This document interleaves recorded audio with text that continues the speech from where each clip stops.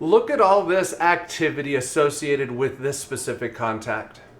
Wouldn't it be nice to be able to trigger a webhook on some of these activities so that you can get notified or your external systems could get notified about specific actions being taken? Well, you're in luck. On this specific training, I'm going to show you how you can take advantage of triggering a webhook when certain activities are logged to a specific contact. Super easy to do it, so let's get into it. From your PhoneBurner account, in the upper right-hand corner, we're going to go ahead and click on the settings menu. Typically, it's your initials, but of course you can add an image to replace your initials. And I'm going to open up in a new tab the integrations page. So I'm going to go ahead and click on integrations while holding down control, and that'll open it up in a new tab for me.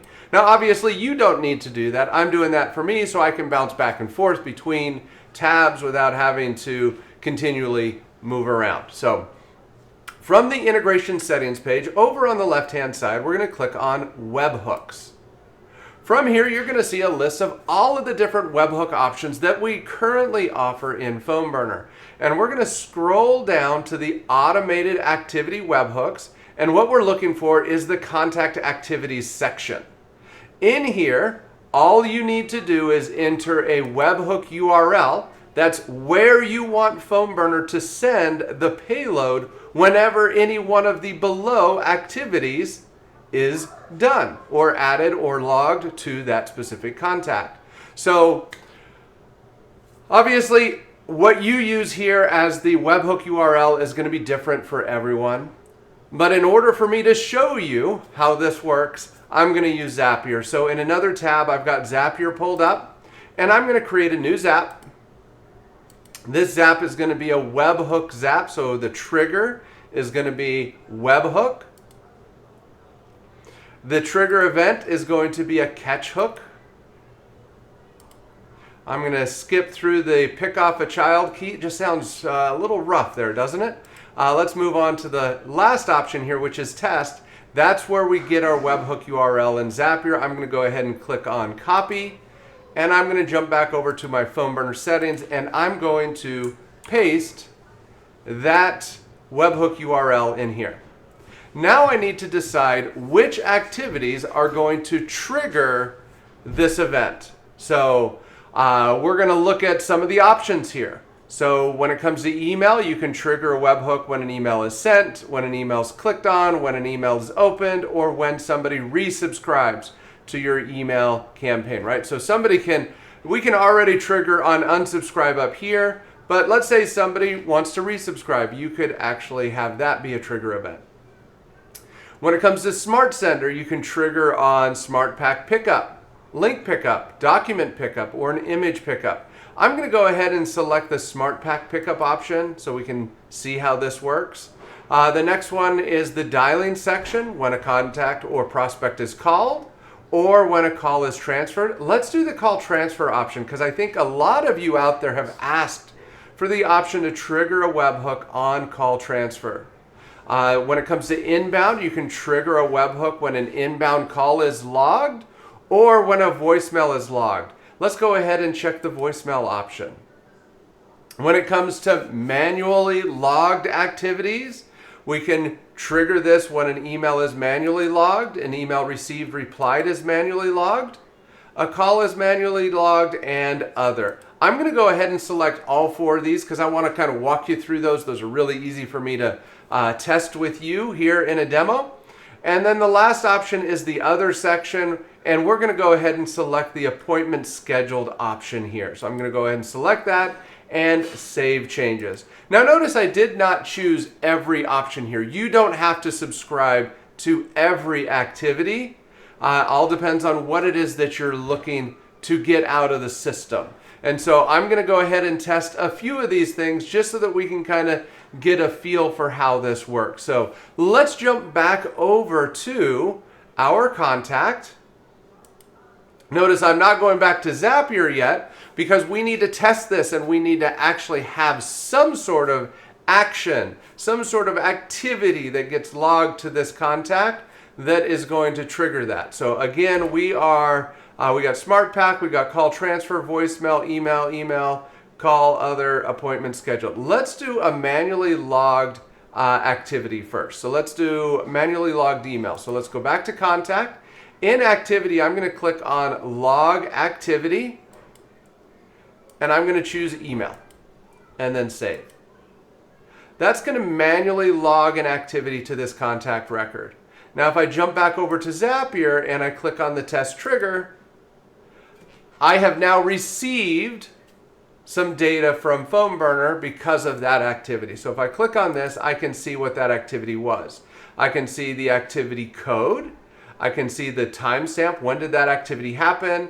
I can see the message. I can see who did this activity, and then I can see the contact that it is related to. And of course, if I have external CRM data or lead ID data, that's going to be included. Now, for those of you who are using Webhooks, you probably are using lead ID and external CRM ID information so that you can ensure that when you receive something from PhoneBurner, you can update the appropriate record in your system. So we now have an example of this one. If we jump back over to the contact, you can see it's you sent an email to George Sample.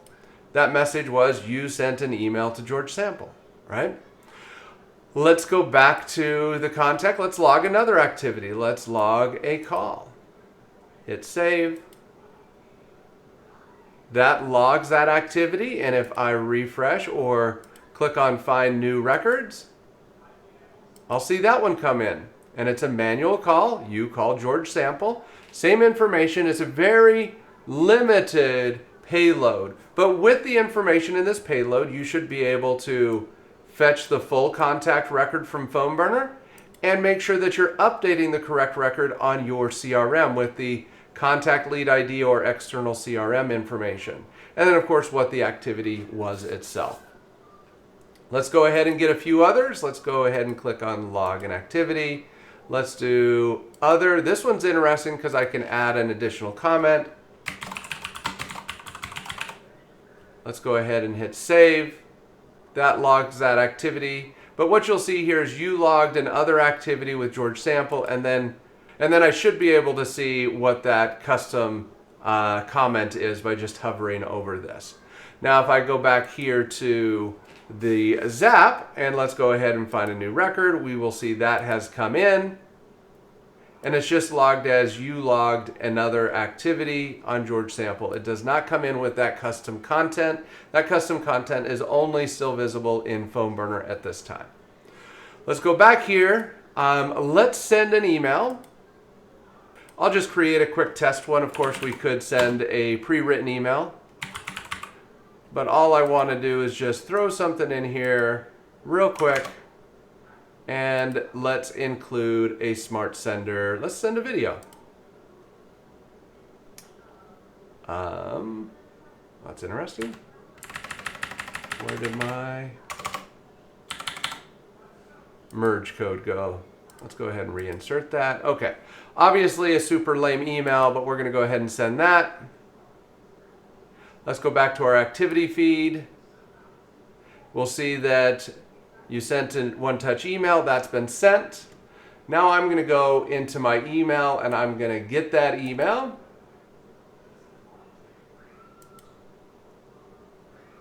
And let's click on the video. So I just clicked on the video. You can see that, or I just clicked to access the video, and you can see that the product demo has been picked up. So if we could jump back over to Zapier, click on Find New Record, we can see that that Smart Pack pickup did in fact trigger the webhook. So again, lots of options. If I add an event,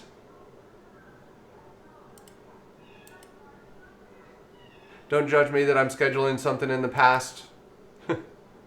And let's go ahead and close that. That would log an activity. And I did do appointment scheduled. Yes, I did. Let's go ahead and click Find New Activity or Find New Records. All right, maybe Zapier's not going to let me go get any more right now.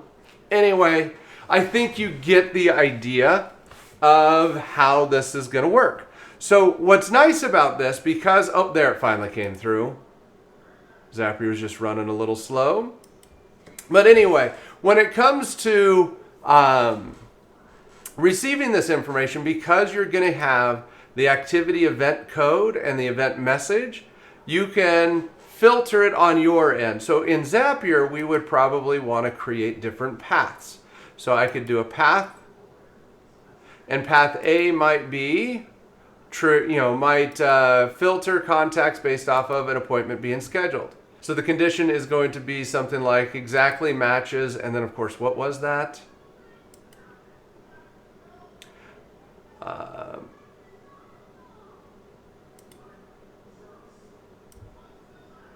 Appointment underscore scheduled. So we want to look for an exact match. Appointment underscore scheduled. Right? And then we can see if that would carry on. Yep. I did type it in correctly. And so I could create different paths, and then I could, in Zapier, I'd want to rename this stuff, right? So let's rename this.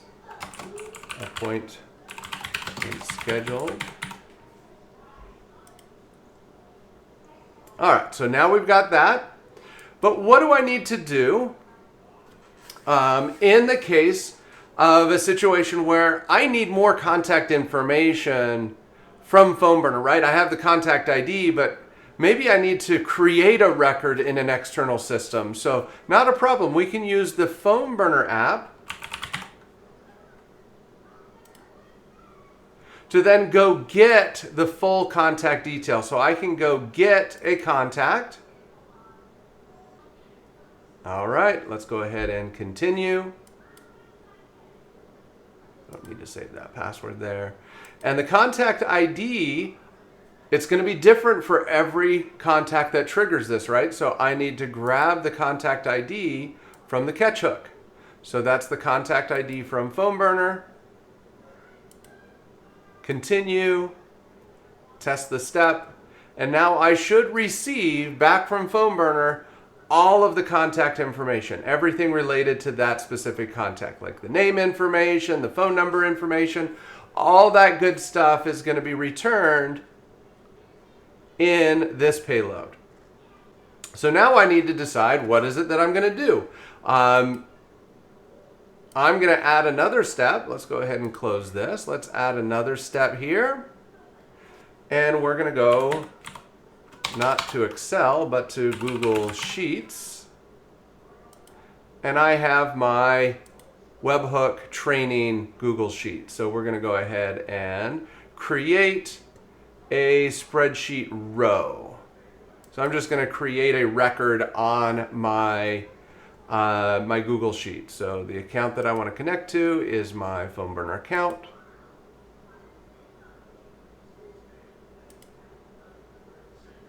Let's go grab that file. Bear with me here. This is my Google Sheet.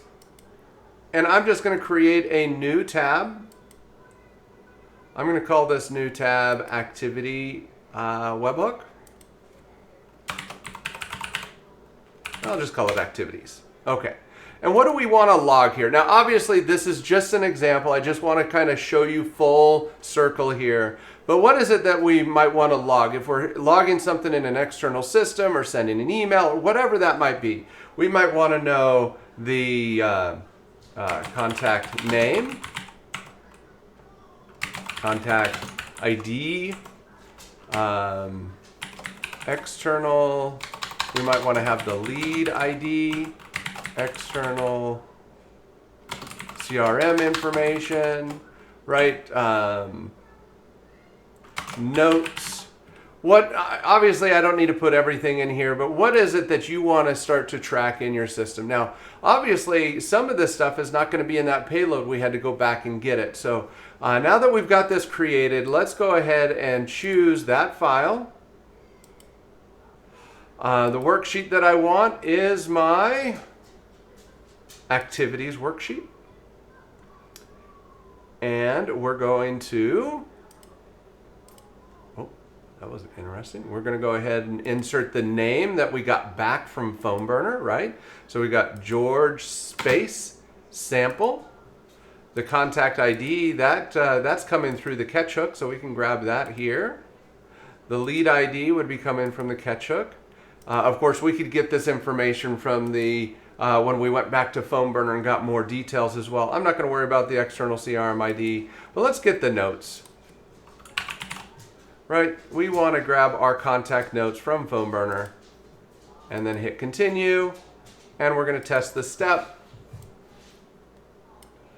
And we should see that activity log. Boom, golden, we're all set, right?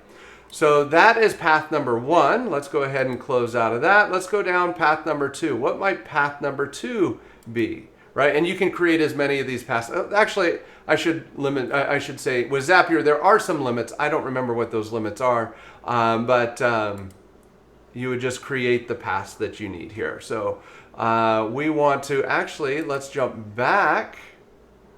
And let's grab a different sample. What was one of the last ones that we did here? We did, picked up a smart pack. Right, so let's do smart pack pickup. I'm going to copy it from here so I don't have to paste it. And let's go ahead and continue with that selected record. Close that. We're going to go to path B. We're looking at the event code. We're looking for an exact match and smart pack pickup. Let's continue. It would continue because our activity that we selected was that. And then the next thing we want to do is let's go to PhoneBurner and look up that record. And we're going to get a contact. I'm connected or not? Okay, let's go ahead and continue. Contact ID is coming from the catch hook. Test the step. Gets us our contact, same contact as before. And then of course, I'm going to go ahead and close this because we're going to do one more step, and that's going to be update our Google Sheet. Oh, I didn't put the event in, but anyway, that would have been a good idea, right? Let's go back to our Google Sheet. We're going to change this. I did notes, but let's add activity event. Let's do that. We want to log that in our Google Sheet. So we'll go event is create spreadsheet. Nope, not create spreadsheet. We're going to create spreadsheet row. Grab our PhoneBurner account.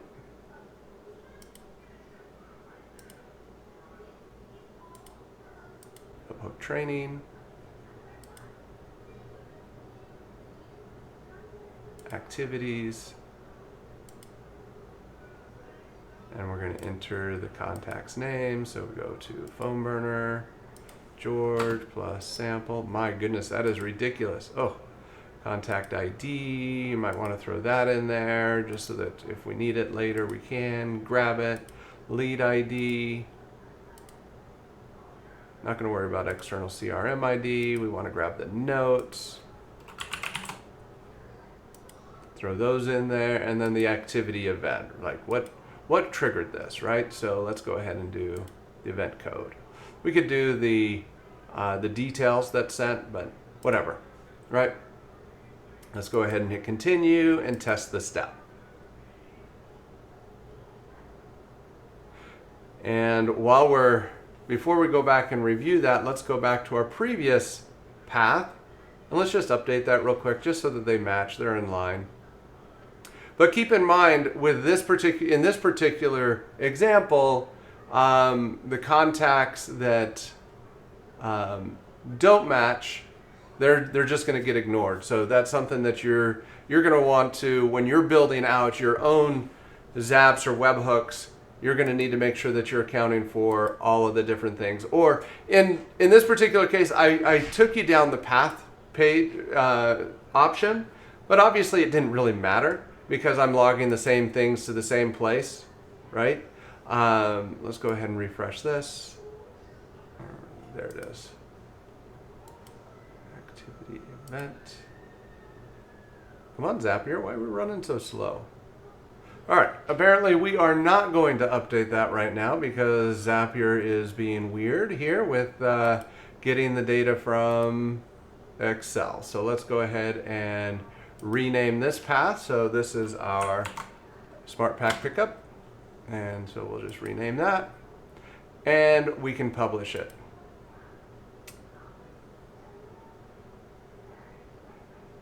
Now that we've published it, anytime we log one of those activities, they will go through this Zap. Now granted, you can do whatever you want with this information. You don't have to use Zapier. That's just an example. And so here is the test with the Smart Pack Pickup. So anyway, as you can see, it is super easy for you to start taking advantage of activity webhooks so that anytime certain activities happen in PhoneBurner, you can log that information or get notified about that in external systems. So anyway, I hope this helps you start getting the most out of the PhoneBurner system. Thanks for taking the time to watch this video, and happy dialing.